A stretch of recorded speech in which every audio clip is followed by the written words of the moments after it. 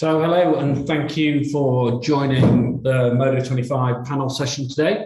I'm John Redman. I'm the founder and CEO of Modo 25. I'm pleased to be joined by Pete. Hi. And Pete will introduce himself in a second. And he's our resident SEO guru. And we're going to be answering that question of, do you need an SEO agency in the world that we live in today? But I thought I'd give a bit of context on who Modo 25 are and what is Bosco, which you've been watching a little bit a video about, so that we can sort of put it into context. We're not really going to go too much into Bosco today. We're really more going to be talking about whether or not you need an SEO. It's just going to be a nice chat between myself and Pete, answering some of those questions you're probably thinking about. And if you've got any questions you want, please ask them in the chat or please put them in the Q&A. We're going to ask a few polls as well at the beginning. But first of all, I'm just going to introduce you into sort of who Modo 25 are and what is Bosco, the platform we've built. So, if you want a free audit, if you put your URL, if you send us an email just to me at askbosco.io with your URL in the title, Pete and his team will come back to you with a free SEO technical audit and some competitive visibility check. They may get in touch and ask a few more questions in terms of what keywords, what you're trying to do, etc. But as a thank you for taking the time out today to watch our panel session, that's our little way of saying thank you. So thank you very much for your time. And so Modo 25, we are a supported in-housing agency. And basically we do all those agency services you'd expect from a performance agency, but with the view over time of helping you take that in-house. So we do everything from strategy to recruitment, to training, as well as the execution from people like Pete and his team. And we sort of feel the future of a lot of this is actually better done in-house, maybe with a helicopter view of a strategy from an external agency. So, and we're going to discuss the pros and cons of whether or not you've got the capability to do your SEO in-house at the moment. And we've built a very clever platform called Bosco, which is a marketing AI platform that helps retailers and brands drive their profit and growth. So, and that's proprietary technology that we built I set the business up with the founder of Skyscanner 2.5 years ago, and we've been building that technology ever since. We're actually having a launch event on the 27th of July, so that's really brand new out of the box. So if you fancy a random Wednesday in Leeds on the 27th of July, you'd be more than welcome. And if you've come to this, we'll share the information about that at the end. So there's a slightly bigger story behind Modo 25 and a bigger picture. When I set the business up, we named it after a 9-year-old girl who lives in a Ugandan orphanage in Jinja. And she represents 280 other children. And recently I've just returned from a charity bike ride across Turkey, where we're cycling from London to Sydney over 25 years. And as part of that, Modo 25 and the wider Ride 25 Pioneers group, we've raising nearly £250,000 a year to support these kids. And we actually named our business after one of them, and we've named our technology after Bosco, who runs the charity. So just a little bit about Bosco, not the person, the platform. Is Bosco helps people work out where to invest their next pound. And it's sort of answers the question like, which channel should I invest in? Because we feel a lot of the time, are people just gambling with their budgets? And ultimately, as I'm sure you're aware, this is a complex puzzle. And it's one best solved with machine learning.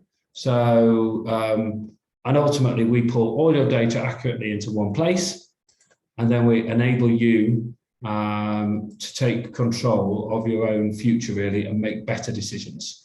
So I'm not going to dive into a demo today, but if you do want a specific demo about Bosco, or you want to learn more about Bosco in the future, again, you can just email me at askbosco.io and we can arrange a specific demo or even a free trial if you want. But this gives you sort of overview of what it does. Basically, pulls all your channels into one place, measures everything, benchmarks you against your competitors, and actually will predict what we should do next week, the rest of this week, next month, or the rest of this month in terms of campaign split and really accurate analytical data.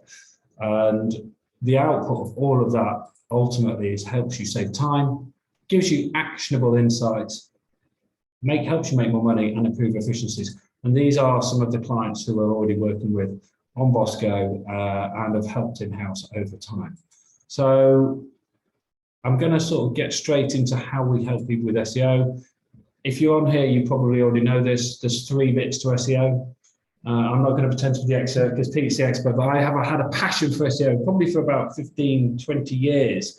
I've been trying to understand how people make money out of the internet, and I've been fortunate enough to work with some of the world's largest brands on their global SEO campaigns. So I sort of know enough to be dangerous, but not as much as Pete. And there's 3 building blocks really. So we've got technical, and we're going to get into that. We've got on-site content, and we've got digital PR or links, and we're going to get into links because we did a recent poll on LinkedIn asking what people's biggest problem was. 90% of people said they just want more links. I just want more links. Give me some spammy links. So that's both interesting, exciting, and worrying. So things we help people with, I think the biggest thing we're helping people with at the moment is recruiting their own team, training their team, and then the fundamentals around strategy, content, technical, and then links. But that's more through clever digital PR and content. So we're going to launch into this, but before we do, I'm just going to let Pete explain a bit about his background. What's your name? Where'd you come from? Star sign, those sorts of things.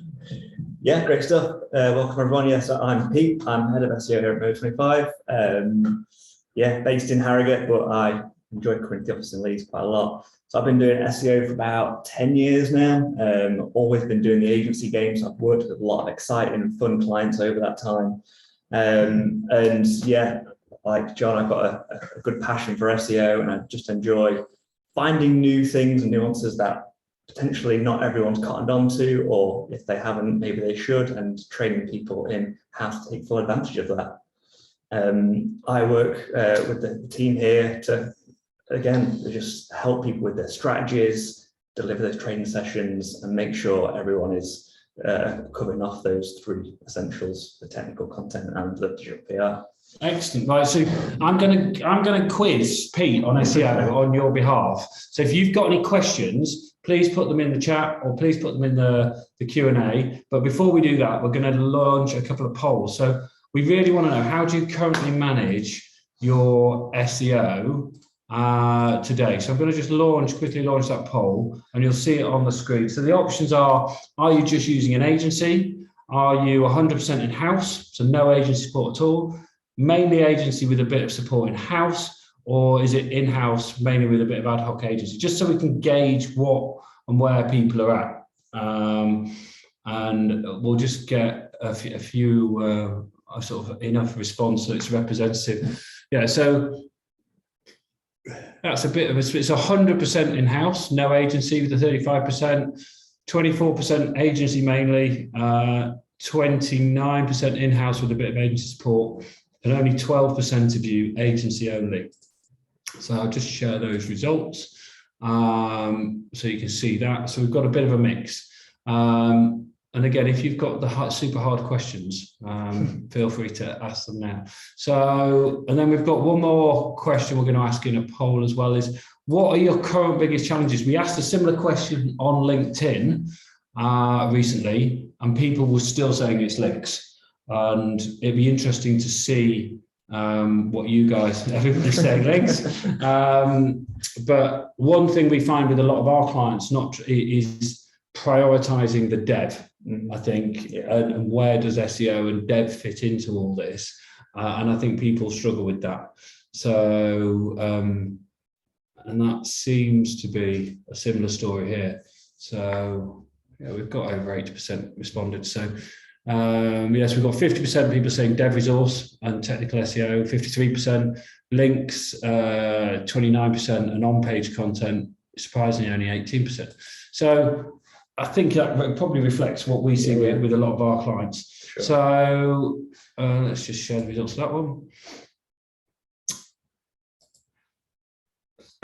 Right, so I'm going to get into sort of the questions. I'm going to stop sharing my screen, and we're just going to chat. So there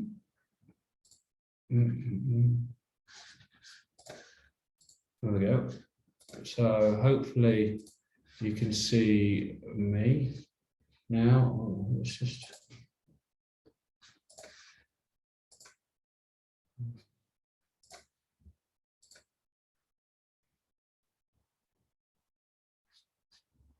Right, there we go. So Pete, right. I want to know a bit about the history of SEO because I think some people it's very much around link building, black hat, white hat, dodgy links, link farms, link wheels, call centers in India building me loads of links. So what, in your opinion, has been the history of SEO and why have some people sort of been a bit scared of it? Because I think a lot of people have stopped doing SEO or a bit scared of it or a bit nervous about asking for budget for SEO. Why is that? And what's been going on? Of course. So I think way back when, it wasn't anything to do with search engine optimization. It was more to do with search engine manipulation. People found the things that Google were looking for and they doubled down on those things, whether it be links.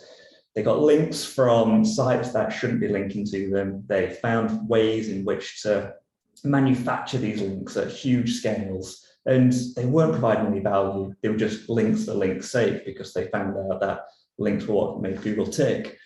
And then obviously Google cottoned onto that and absolutely hammered the sites with penalties that were doing that. And that's, I think, the first way that a lot of people have been burned by SEO in the past. They just weren't doing it well. They were trying to find quick fixes to things that aren't quick fix, really. And another way was they found out that Google loves content. So they started spinning up this content that was nonsensical. It was not useful for the users at all. And again, Google created a penalty for that. And it was the panda penalty. They love naming penalties after animals. There was the penguin, the panda, the pigeon, you name it. There's lots of them. And again, I think people that invested in SEO agencies that took the shortcuts, those easy routes in, were really burned by that. And they feel like they've wasted a lot of money and didn't get any return from it. So when we're chatting to people now, we're trying to convince them that those things were always very quick fixes, but they weren't sustainable. And they aren't the way people should act. So are people still suffering from this? So there was a recent algorithm update recently, and now it's just ongoing, isn't it? And we can see it in Search Console when there's an update or in all the clever tools that you use. Oh, exactly, yeah. It might be worth at the end we should go to your top 3 tools, because I think that'd be a helpful tip for people. Yeah, definitely. But what do we see now? Are people still suffering from what they used to do? And what can they do to sort of fix that? Exactly, yeah. So people 100% are still suffering. And just because Google hasn't caught up with you yet, doesn't mean not going to catch up with you. Their algorithms are getting smarter and smarter every day. They launch a couple of hundred algorithm updates every day. So they're testing everything constantly. So if you've done something that is considered now black hat and Google haven't caught up with you, I'd say I'd start putting plans in place because it's just a matter of time. So it's not a come out of if they catch you, it's just to come out of when they're going to catch you. 100%. Okay. Yeah. Right. And like I say, we can see that in Search Console, which is a fantastic tool, and we'll get onto that probably later. But we want to make sure that people are educated so that they don't constantly keep investing in those black hat methods. We want to make something that is constantly sustainable, and we want to educate people to understand the red flags really of what to do and what. So this is, you've just sort of killed a few dreams here. There isn't a shortcut to this. No. And can I just outsource and pay someone to go build me some links?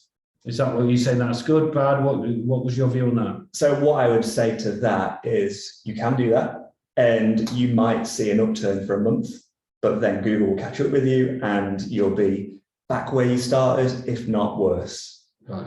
So whenever you see quick fixes, there's no such thing. There are small optimization wins for sure, but there's no quick fixes. It's a task you need to sort of invest in and create a strategy for, and let that plan out over months, if not years. Build on it, constantly evolve it, constantly grow it, and you are going to see a hell of a lot of reward. Yeah, it was interesting that we were talking to another client recently about investing in SEO as the sort of building blocks and foundations of their website. And then we got into, this is a bit of an interesting one, they got into, well, can we look at this as a CapEx of funds rather than operational expenditure because we're investing in the fibre of the website. And it's up to their finance director, I suppose. But that was a sort of interesting when they were trying to unlock a different budget for their SEO. And so right now, based on what you believe, what do you believe good SEO is?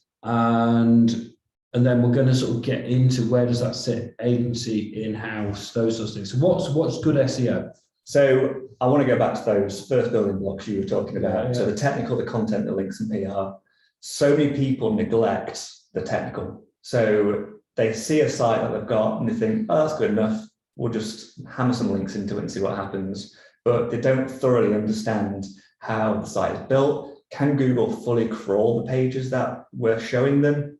Are they easily accessible to our users? Is the site fast? Does it look good on mobile? These things are all neglected, but they play a huge part in the whole SEO complex pie.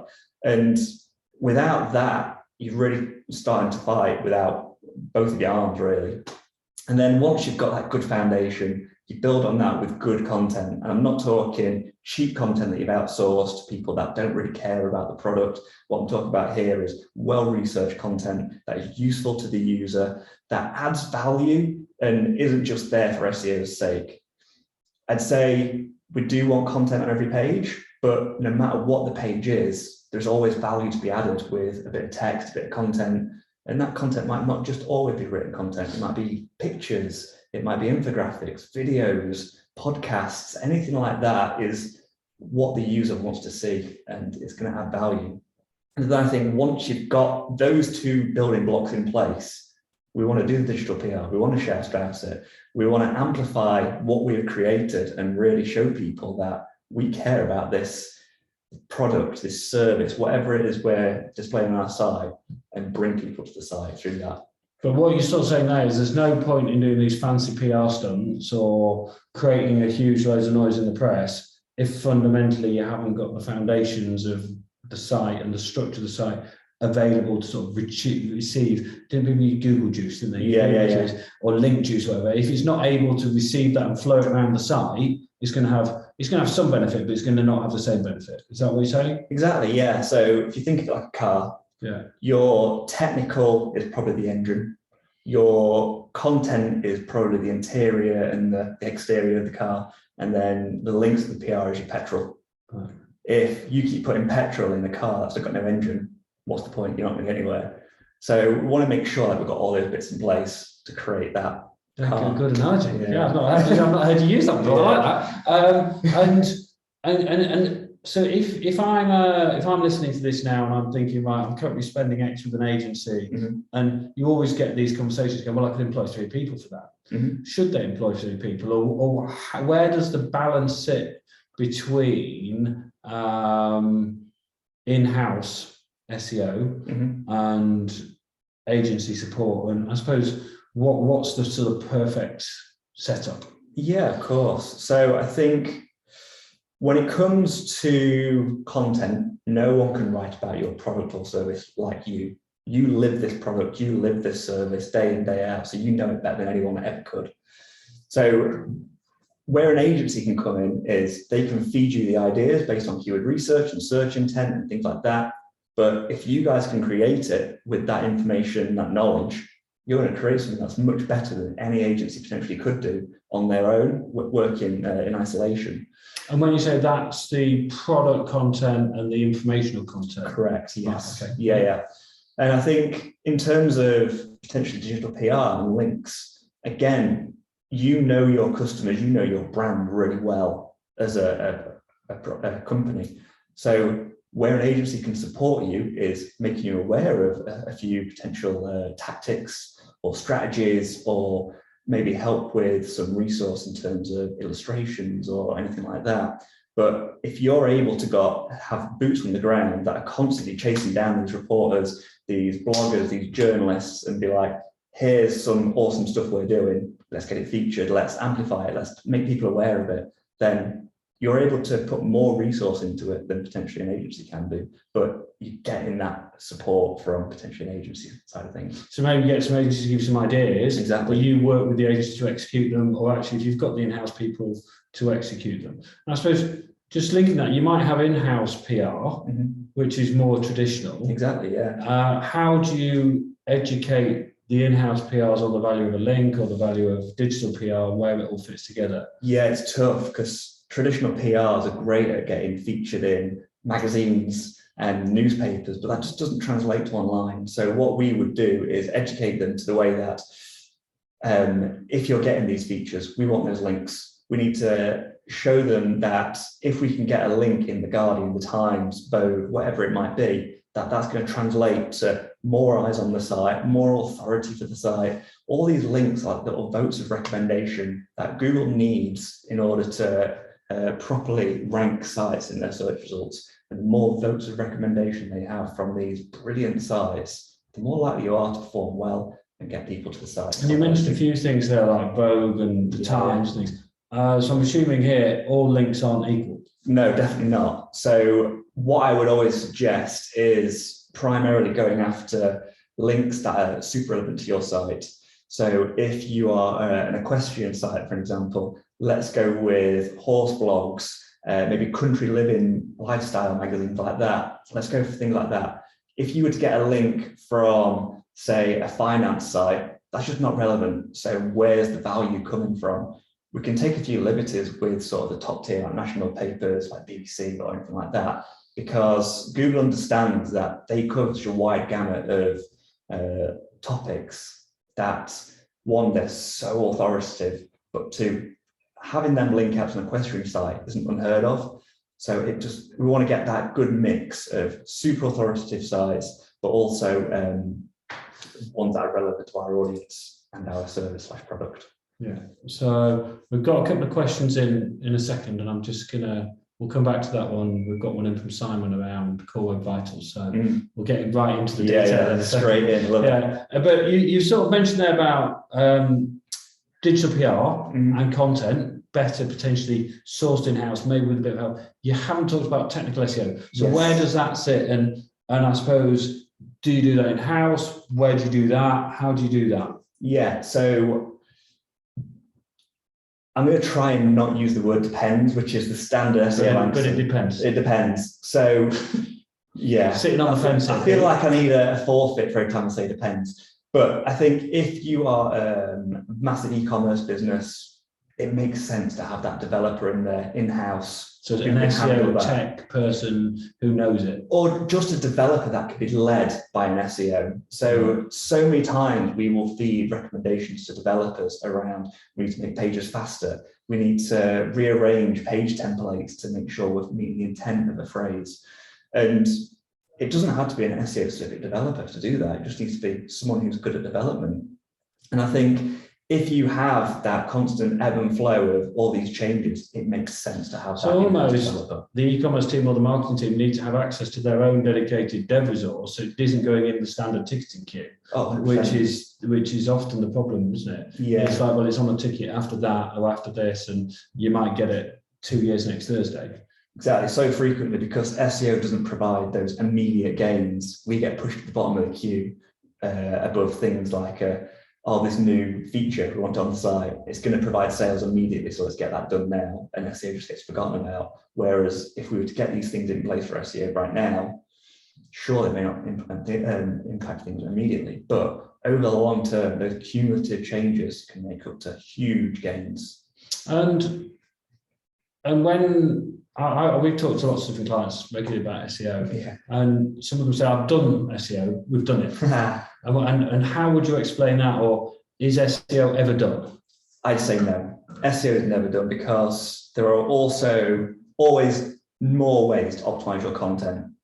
So sure, you might be well optimized for that one product, but if you need to, they need to understand how people are searching for that product, because let's say you're selling eyeliner, you've got a whole site dedicated to eyeliner, but we need to start diving into different kinds of eyeliner, different colors of eyeliner. People are all searching these types of phrases, and we need to provide content for them, commercial content, but also we can then start diving into the information or the blog content of how to apply eyeliner, how to choose the right eyeliner for you. There's so much potential for any topic on the site that I don't think SEO is ever done. And then once you've exhausted that topic, we can start making you aware of potential ways to expand the business and maybe go and divest into new categories or new products or new services to bring more revenue through the door.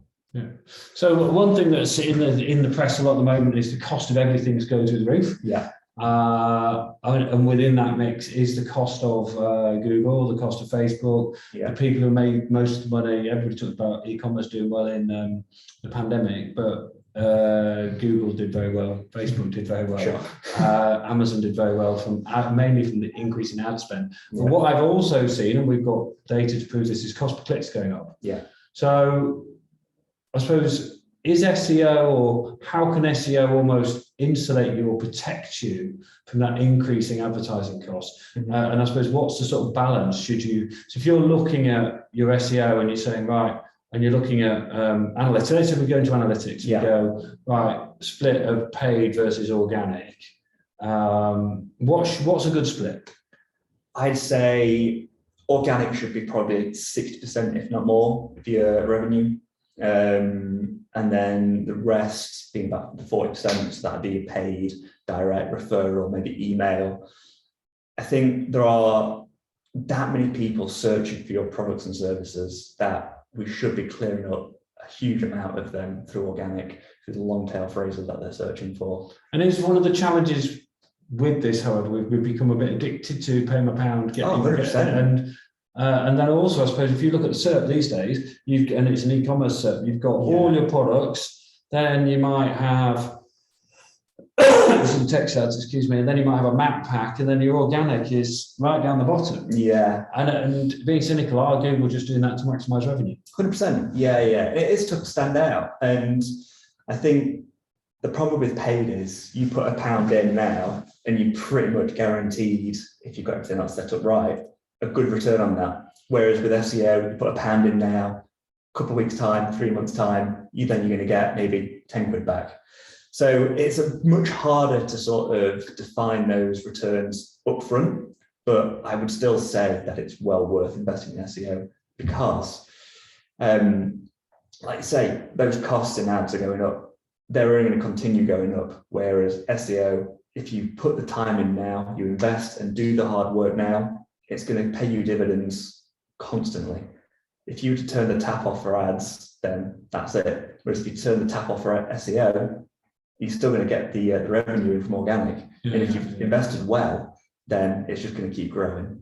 No, good, that's good. So let's get on to, and if anybody's got any more questions, stick them in. So how much effect are good and bad Core Web Vitals scores playing in rankings? I'm just reading this bit. Yeah, so what's your view on Core Web Vitals? How vital is Core Web Vitals? So I think for e-commerce, it's really, really important. So I know Amazon did a study, I think it's back in 2018, and they found that for every 100 milliseconds, that's 0.1 of a second, they improved their page speed, revenue went up 1%. Now, obviously, so I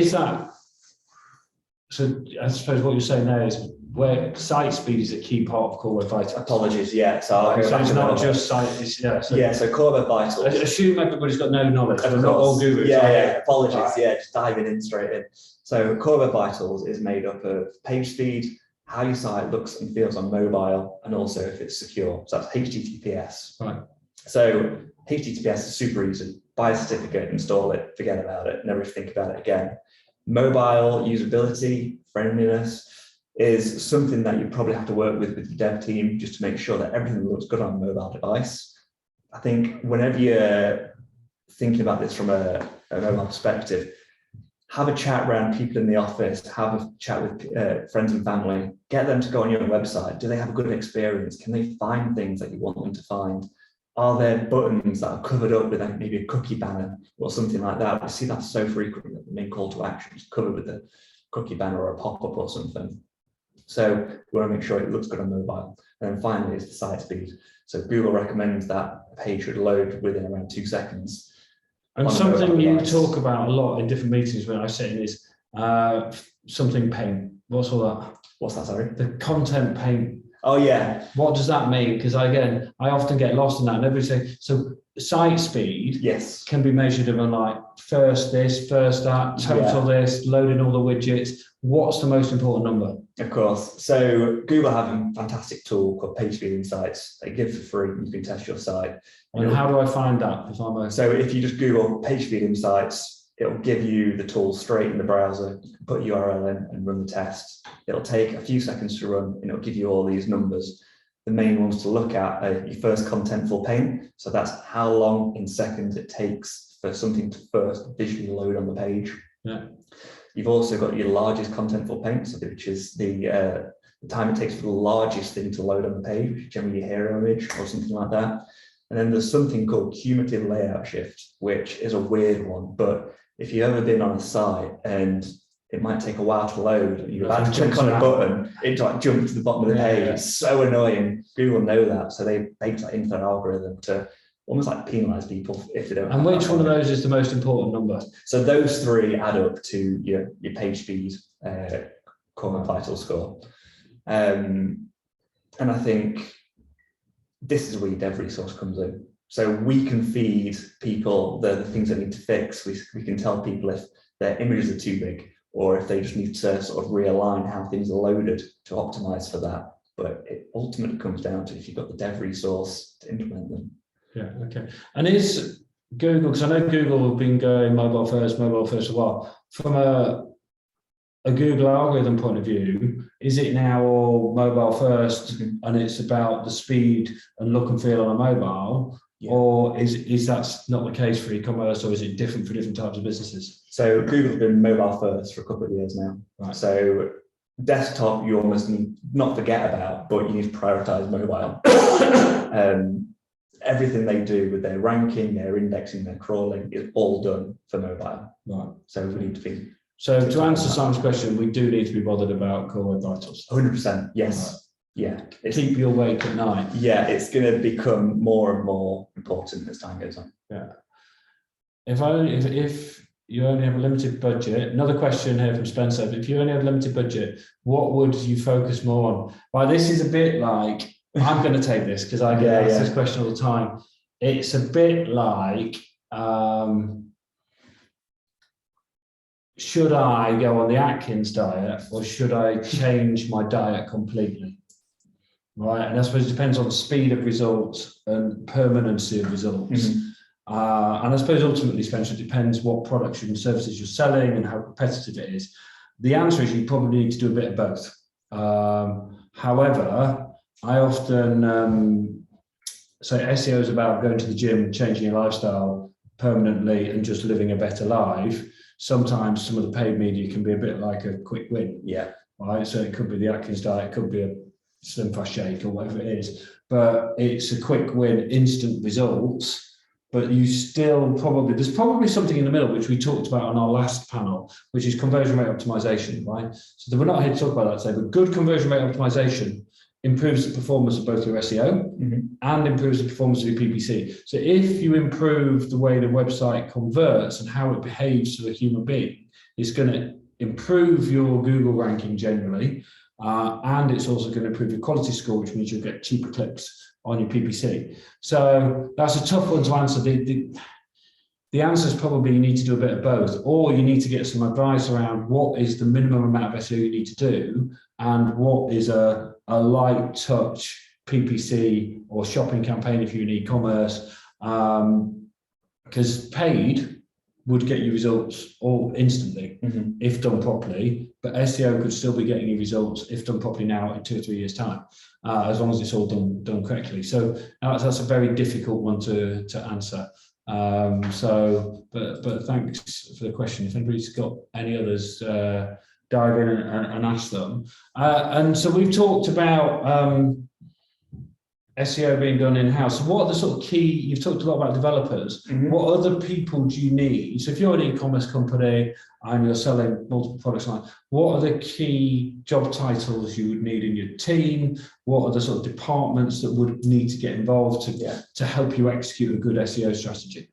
Yeah, I think it involves a lot of people in the business, to be fair. So bare minimum, you need someone to create your content for you. So a good writer who can write well for the web. So I've worked with a few people who are more traditional writers. So again, journalists who are writing for newspapers, when they come to writing for the internet, it's a little bit different and they just don't get it. So they need training. So it's making sure everything's got good headers, good header structures, making sure everything's internally linked properly. And we can provide training on all of that. But yeah, good content writers, definitely there. I think having someone who, again, can be your developer or have a little bit of development knowledge just to implement some simple changes. So maybe changing the color of internal links to stand out a bit more, through to maybe people who can implement your page speed changes. I think it's also worthwhile having someone who connects between your sales team and the content person. So someone who can chat with the sales team, find out what the key products are or the key questions that are coming in, do the keyword research, and then relay that to a content person who can then start spinning that into, this is what people want to know. Okay, brilliant. We'll start creating content for it on the site, feeding that into. And I suppose that'd be the same in terms of trading new products. Exactly. You know, I know we've done lots of training for merchandisers who come up with lovely descriptions for product, but nobody ever searches for those particular lovely descriptions because actually nobody Googles those. No. And we need to match up what people are actually searching for to what people are actually doing. So we touched on briefly tools, right? And there's lots of different whizzy gadgets. Obviously, Bosco is a really important tool for SEO, and we're going to build out in Bosco. In fact, Pete and I are building out in Bosco the ability to take all your paid data, see what you're spending all your money on, see what's converting, what's driving loads of revenue, and then predict where you should spend your time and effort on your SEO, right? That's going to be part of Bosco very soon. We've already got an element around conversion rate optimization, which we talked about last time, which predicts which pages you need to invest your time and effort on conversion optimization. So, but apart from Bosco, what other tools are a must-have and what are nice to have, and which are paid and which are free? Okay. So, some key takeaways for people today: if they do 2 or 3 things tomorrow, what should they be doing? Of course. So, Search Console, Google Search Console is a free tool provided by Google for your site. Once you've got this set up, you can start seeing. Right, just setting this up though, you need to verify it. Correct. So that sometimes stops people doing that because there's bits of code required. There is. How do they verify themselves in Search Console? So if you have Google Analytics set up on your site and you are sort of the owner of that profile, you can set it up without any verification. Right. It just automatically does it for you because Google can see that you own the site. So the same user owns both bits. Straight in. But yeah, if you're not, then you will have to get a developer on there just to copy and paste a bit of code in. Super simple job. Should only take them 30 seconds at most. But in there, you can see how Google's crawling the site. If there are any issues, they'll tell you through there. But more importantly, they'll start feeding you search insights. So the phrases people are searching for in the search engine to find you on the search result page. So if someone's typing in, women's joggers, if we're in the equestrian section, we can see how many people a month are not only seeing us in the search results, but clicking through to us from there, but all the other long tail phrases that go along with that. So we can start optimizing our pages for these phrases. Right. And I think that's a free tool. That's a free tool. And everybody should have that. Huge amount of insight from that, and it's massively underutilized. And is that where I get my Core Web Vitals as well? Correct. Yeah, that's all featured in there as well. The more traffic a site has, the more quickly that tool will be populated, but 100% dive into that first thing you can do. Another cool tool is Screaming Frog. So this allows you to simulate how Google's crawling your site. You can set it off once a month, fix some dead pages. You can also see how many times your page returned the links to, fix that, make sure the key pages are well found. That is £130 a year, but I think if this is something you're interested in doing, it's well worth the investment. We should have got an affiliate link. Exactly. Put it in the notes. Yeah. And I think another good one is either SEMrush, SEMrush, or Ahrefs. 2 sides of the same coin. These are great for giving you keyword research data and also backlink data on your site and your competitors. Interestingly, if you have Search Console set up and you plug it into Ahrefs, they'll give you all of your data for free, which is really good. So normally, I think Ahrefs is about 80 quid a month, but if you have that Search Console set up, you can get all of your data for free, and you're essentially only paying for competitor data. So again, huge amount of insights were taken from that, for what phrases you're ranking for, where you're ranking for them, how many people a month are searching for those, so you can start figuring out which ones to optimize for, but also all your backlink data, which everyone loves to see. And this has been around a while now, quite a while, but if I Google something and then say Abby Google something and then you Google something, we might all see different results. Personalization. And why is that happening, and how do I actually see what the true result is? If I just want to quickly check a result and I'm sat at my desk, if I've constantly typing thing in and clicking on my website, I'm going to be quite high up because Google thinks I want to look at my website all the time. Exactly, yeah. So the whole thing with Google is trying to give you personally the best result for your query. So if you've been searching for your website constantly, you're always going to appear high in the search results for any relevant phrases, because Google has that search history on you. So you can do an incognito search in Google Chrome. I think Safari has a similar feature where it takes away some of that personalization, but you still have almost like localization personalization. Yeah, so yeah. if I was to search dentists, it would bring up all the dentists in probably like a 5-mile radius of Leeds. Whereas if I just wanted to see that globally, there's not really a way to do that, which is where the keyword tracking tools come in, like SEMrush, Ahrefs. Right. There's so many other tools out there that do it, and they take away all that personalization and give you like a stripped back, this is how the general public will probably see it. Yeah, if you do want to see what Google thinks of you, I think if you Google my Google ad preferences and you're logged into Google, it will give you a list of how old it thinks you are, what things you like. Yeah, it's quite scary. And it's quite scary and quite accurate. It's also worrying if someone's been using your computer, and you can see what they've been up to as well. Yeah. And that then determines not only the personalized search, but also what ads Google do or don't decide to show you. So we're just drawing to the end. We're going to wrap it up now. There's one, I'm just going to quickly, first of all, thank you, Pete. Hopefully, everybody, we're going to chop this down into hopefully some useful, interesting, bite-sized bits of content. If anybody would like that free SEO audit, we can, if you just email your URL to me at askbosco.io, Pete and his team will do an audit, and then they'll give you just some free advice, which you can then decide what you want to do with, whether you want to do it in-house or whatever it is you want to do. And then the next session we have, just to spice it up a bit, Google have decided they're going to change Google Analytics completely. They've told everybody, don't worry about it because you don't have to worry about it till next year. However, if you want to have year-on-year data, you need to start worrying about it now. Yeah. All right. So we're going to talk to you about what you need to do to be ready for GA4. We've already been with, so we've got Mike Thompson, one of our lead data scientists, a proper analytics guru. He's going to be answering all your GA4 questions. So again, if you want to join us, that's on the 11th of August. And we've also got the official Bosco launch and office party on the 27th of July in our office in Leeds. We've got, well, we have got some MPs coming to officially open it if they've still got a job, based on what's going on at the moment. But we've also got the Leeds City Council Chief Exec, and also the MD of one of our clients is going to be talking to you about the importance of measuring your data properly.